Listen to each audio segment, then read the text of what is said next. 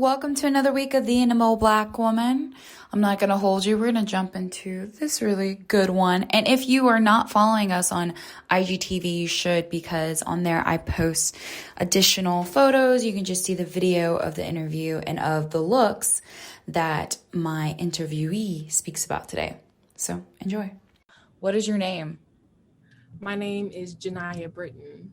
Where are you from? A little bit of everywhere. I grew up in the Dallas-Fort Worth area. Growing up, I moved around a lot in that area. But the place I've lived the longest is Arlington. But the place I call home is a little town called Beeville, Texas. It's an hour from Corpus Christi. That's where most of my family is from, and I grew up there as well. Yeah. What was your childhood like?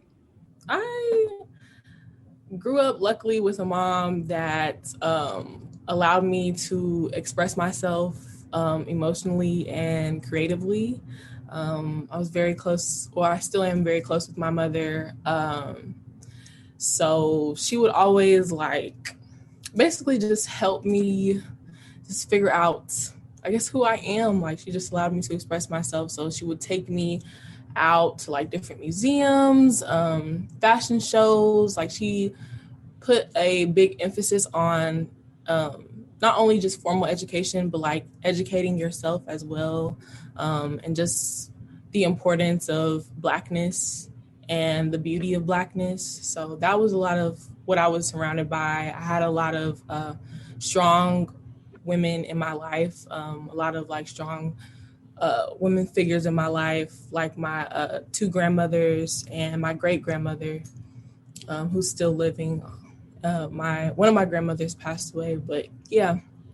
So that's pretty much what I was surrounded by, just a lot of amazing women. I didn't really have a strong fatherly presence growing up. My dad was kind of on and off. We have a very estranged relationship. I grew up as the only child. So that's what that was like. I was kind of just, on my own. I never really had a problem with being an only child, but, I enjoyed myself. I guess I always had a focus on self-care before I even knew what that was. I always found importance in being alone or spending time with myself or just talking to myself and kind of just talking out my emotions. So that's what that was for me. Another big outlet for me was creative spaces. So music, fashion, those were my two big things. Writing as well was one of my big things. So yeah, that's basically how I grew up as a kid. What do you think is something people get wrong about you? I was actually talking on my story about this, I believe yesterday or the day before. I feel like a lot of people perceive me as somebody that's extremely confident or somebody that just has no fear. Going back into childhood, my foundation or the kid in me, I would say my inner child is somebody that was very confident, very fearless, would just, perform when she, felt like it, would say what she wanted to say, would stand up for people, with no hesitation. But I think over time, of course, I've dealt with mental health issues. I still deal with them daily, as far as depression and anxiety, insecurities about my body. And even my family feels oh, Janaya's fearless. She's gonna be fine. Da, da, da, da, da, she's good. But I don't think people realize that depression and anxiety and other mental health issues come in different forms. And for a long time, just throughout my college career, I was just kind of moving, if that, well, it does. I was just kind of moving, I was doing a whole bunch of stuff on campus and wasn't realizing that that was a coping mechanism for me, being active or doing stuff off campus, on campus, whether that was hanging out with friends, whether that was, spending a lot of money, whether that was, just devoting a lot of time into other things and people, not realizing that that was, high functioning depression and anxiety. So I feel like that's something that people perceive something wrong about me that people don't necessarily see, or you know, see me as somebody that goes through mental health issues, or somebody that, you know, struggles with those things, just based off of how I present myself in the public eye or on social media. How are you dealing with those things?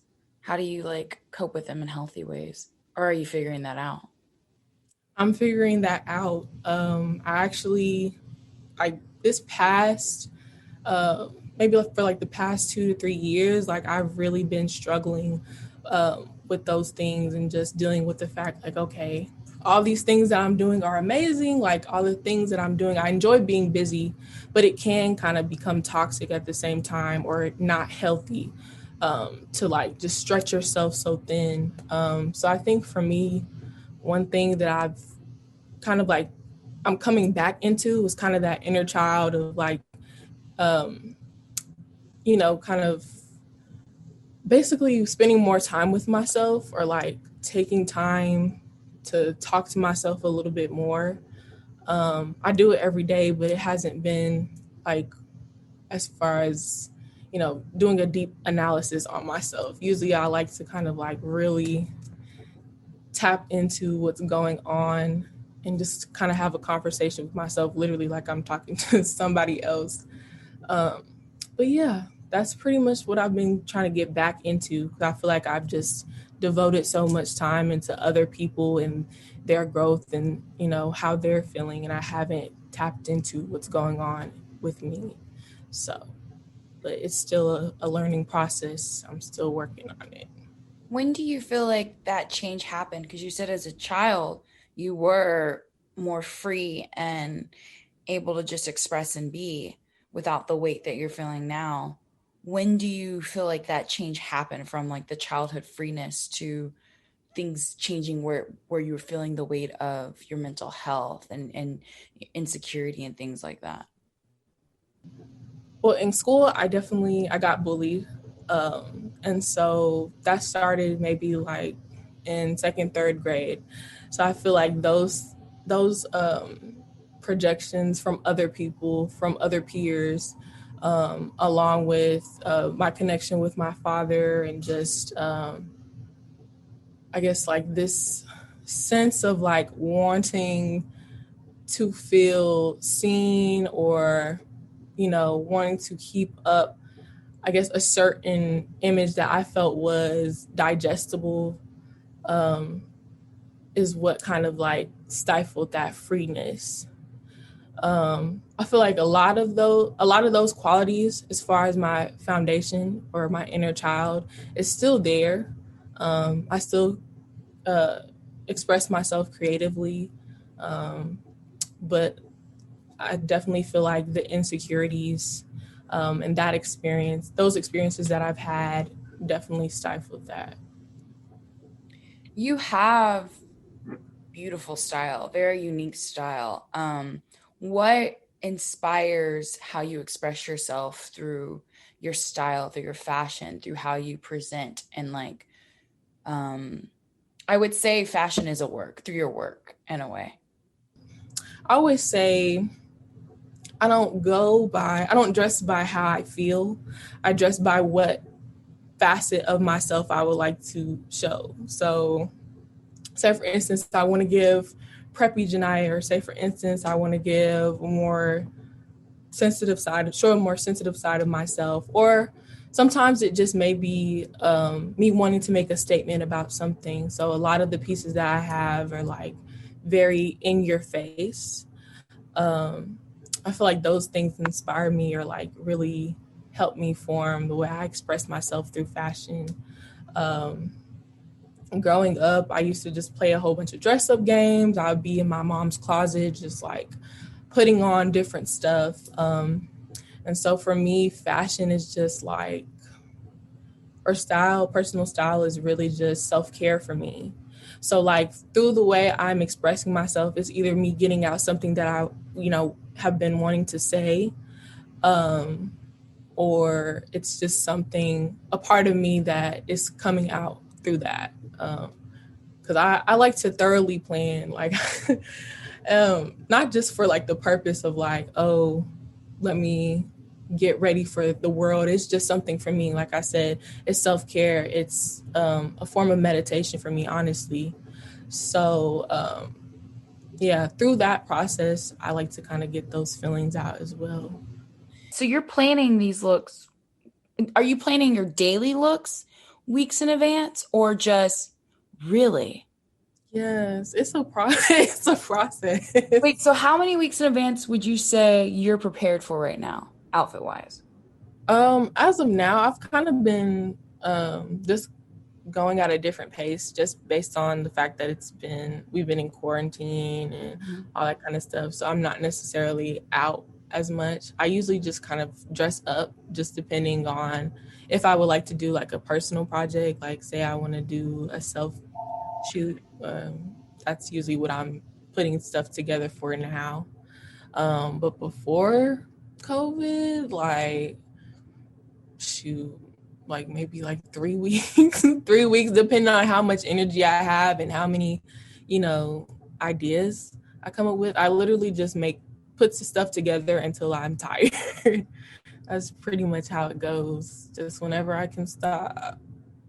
Do you have a look that you're most proud of? Okay, so this look right here is one that I'm Ooh. like, I really enjoyed. See, it's got the go ahead, copy me earrings, and then I have a clutch of an old look. Are you wearing, is that a jumpsuit, a purple jumpsuit? It's a denim jumpsuit. A denim jumpsuit, and it looks like the jacket has like a print on it, a white print. It's I'm trying to like describe it for the listeners. yes, it's like a tiger print, like an Okay, animal. so what was that one all about? Okay, so um I've been, putting together outfits a very long time, and I feel like I don't necessarily like give myself credit, or just really like appreciate myself for the things that I do, um, or just who I am. Sometimes you have to kind of, I guess, in a sense, talk your stuff. So it was during our Spring Fest. That was for the fashion show that we had during that week. Um, I ended up looking back at like some old photos that I had from high school of like looks that I put together back then, and I saw this one photo of myself. It had that same, jacket. That jacket was actually my grandmother's jacket. Um, and then it was like a denim dress, some denim boots, and then I had big hair, and yeah, that was the look. So I just decided, let me go ahead and kind of remix it. And in a sense, like just give props to myself pretty much. So the basis of that look was I'm only in competition with myself. Whatever anybody else is doing, that's what they're doing. But what I'm doing right here is in my own lane, and I'm pushing forward. And I should, be proud of myself, just for how far I've come as far as just being who I am. So I ended up getting that jumpsuit, which was a jumpsuit that I've had for a while, some pumps. I kind of actually collabed with my mom. She does like styling as well. So she was like, okay, like let's try and like put some stuff together. She came up with the idea of like getting the clutch with the photo from the previous look that I was talking about that I wanted to remix. And then I was like, okay, I found these earrings. I was like, I have to get these earrings, but I don't know what it's for, like what it could go with. So I ended up buying those earrings for that. Which say go ahead, and then the other one says copy me. So I was like, okay, you know, I'm still doing me. Like I said, the only competition is myself. But if y'all want to take notes, then you can you can take notes. But I'm still gonna do me. So yeah, I ended up wearing that, and then I had some sunglasses that were the shape of like lips. So for me, that represented like maybe like people talking on the sidelines or whatever that may be. So with that, and then it's like you have the go ahead copy me. It's like, okay, y'all are talking, y'all are gossiping, whatever, but y'all taking notes still. Like y'all can go ahead and keep talking or keep copying and keep trying to duplicate what I'm doing, but it's never gonna be this. So it's never gonna be Janaya. So that's what that was for me. It was like kind of like a bow down by Beyonce moment for me. But yeah, it's so symbolic, but it was so subtle at the same time. Like I don't think people caught that either. It was mainly like a me thing, to be honest. Like all those symbols were just for me. And so after that I was like, okay, I'm that girl. And I know I'm that girl. Nobody can shake that thought of me feeling like that in this moment and beyond. I love that. I love that. There's a lot of thought. I but it's inspire I would say this, but it's really inspiring the thought that you put behind your outfits because it's like fun and it has a message. Like I'm not just wearing things and wearing things. I'm wearing things to exude a statement, a message, a vibe. And I love that you said that you do it for yourself. Mm-hmm. That's dope. Like it's really like, hey, you might not see all the details, but I see all the I love that. I've never thought of clothing in that way to that extent. And I think that's really awesome. So how do you find like the pieces to your pieces? Like where is your like kind of go-to way of gathering for the pieces that you're making? As far as like my process or just the places that Your process, the places. all of it. um, let's see. Honestly, it just depends. Like sometimes I might start with just going to the store and seeing like pieces that I enjoy. I like to thrift a lot. I love hand me downs. Definitely. When my Nana passed away, my dad's mother, I got a lot of her clothes. So like those pieces I wear a lot, and those are they have sentimental value and they're symbolic to me as well. So I wear a lot of that stuff. I wear a lot of my great grandmother's stuff. She gave me some of her stuff too. My mom's stuff. So a lot of that. That's another thing. Like for me in fashion is like it's family. A lot of the women in my life inspire me, whether they're my family or their family friends that might as well that are basically family, or just my friends that I interact with. Like those women inspire me, so I put a lot of that thought into um, the pieces or the looks that I create. um, Sometimes it could be things that I've researched that kind of help me with that process. So one thing that I've been really interested in is like black pageantry. So like I'll look up like photos of black pageantry, and like put something together based on that feeling that those images give me. And that's really something that I do a lot, like research something and I'm like, okay, I have a concept now because I've learned something, I've gained knowledge on something, or I've seen something that piques my interest. Let's make a look out of it. Let's make a shoot out of it. I like a lot of unconventional things too. So when I am like in the store, in the thrift store, or in a family member's closet, or whatever the case may be, or I'm online shopping, um, I'm always trying to find pieces that people may not feel like they could make a home for it, pretty much. So anything quirky, anything that's considered old, or things that people may not really gravitate towards nowadays, like those are the things that I want to challenge myself and push myself to create something cool with. So That's awesome. You went to are you currently still in school? I know you went to HBCU. yes, I'm currently at school. I'm on campus. What what's it been like at an HBCU? What's the HBCU life for you like? Because you're in Houston, yes? Hmm. What school do you go to? I go to Texas Southern. My dad went to Texas Southern. Oh, yay. Yeah, so what's the TSU life like? TSU is, I know we've been kind of sad lately because we're in COVID time, so we have guidelines. So it's kind of stopped the HBCU culture a little bit. We're getting back into it.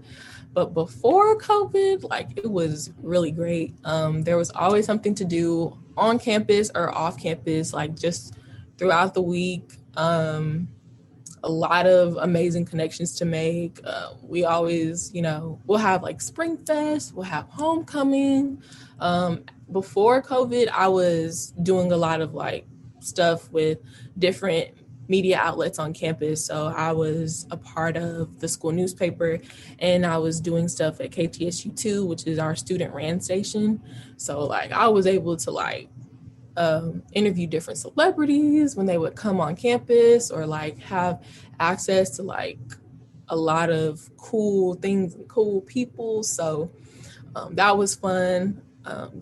Every time like somebody would come on campus, like it would just be, I just loved like the fast paced feeling and the excitement of it all. I feel like even if you weren't like a part of a publication or a part of the radio station, like you still get that feeling of like this whoo. Um, but as far as just like the feeling that TSU gives me, when I realized like was the school for me, I just felt a spiritual connection. It was the first school that I visited. Me and my mom like took a few days to like go to 4 colleges that I was thinking about going to. TSU was the first stop. And at first, I didn't think it was going to go well because my tour guide was late. But as soon as he came and started, giving us the tour, like it just all started to flow for me. And I just could envision myself like being on this campus and kind of just like building a legacy here or like creating something. I guess what's the word I'm looking for? Maybe substantial or something that's going to stick. Something promising and powerful that's going to stick here. Um, and since then, like me and TSU been stuck like glue. So yeah. Did you grow up in an environment did you grow up in an all black environment or like environment with all white people or like a mixture? I'm wondering to see if like is TSU like your first experience being around like everyone where everyone's black or not? No, it's not. I mentioned that I grew up in different places in the Dallas-Fort Worth area. So that different places means different schools. So I've been to an all-black school. I've been to a predominantly white school. I've been to a predominantly Hispanic school in Beeville. Um, my high school, it was diverse. They considered it like the little melting pot, or they would call it Little America. So, yeah, I've had varying experiences. I think as far as those experiences pertaining to what led me to TSU, it would have to be the fact that even in the diverse space or the space that people project as like the place to be, a place that does resemble what America is like out there. Obviously, as a Black woman, like you're still gonna have to defend yourself, your Blackness. You're still gonna have to defend your womanhood, regardless. And even if like you're part of the LGBTQ plus community, like those are things that you have to consider. Or you're disabled too, like you're still gonna have to defend those things. Even in my school, where it was like white people were considered the other, well, you would have instances where like people would still value or still uphold white privilege, even in a space where there wasn't a lot of white people. So, or the white opinion, I should say. But yeah, that I would experience a lot of things like that in my high school specifically, and that's what drove me to go to an HBCU. Like, I just couldn't take it. So, If you had the attention of the entire world, what would you say? The first thing that pops into mind is, I'm here, honey. Period. Like, I've arrived. No. Ooh. Another thing that popped into my mind, which is a quote that I really enjoy. Honey, you've got a big storm coming. And by storm, I mean myself. Because I'm going to shake the world up. After that interview, I was like, man, I want to be more intentional about what I'm putting out there and what I wear, what I look like. And then to just be brave enough to do it. For her, I was like, girl, it's natural for you and it's effortless, but that's something not a lot of people have. And so to see it is just so dope. As always, rate, review, subscribe to the podcast. If you're first time here, go check out other interviews. There's so many amazing ones. Check out the IGTV at the IBW. You can see the video of this interview, and follow her at Mommy's Little Militant. Everything's in the show notes. I hope you feel loved. I hope you feel blessed. See you again next week. Week after next week. Bi-weekly. Whatever. See ya. Bye.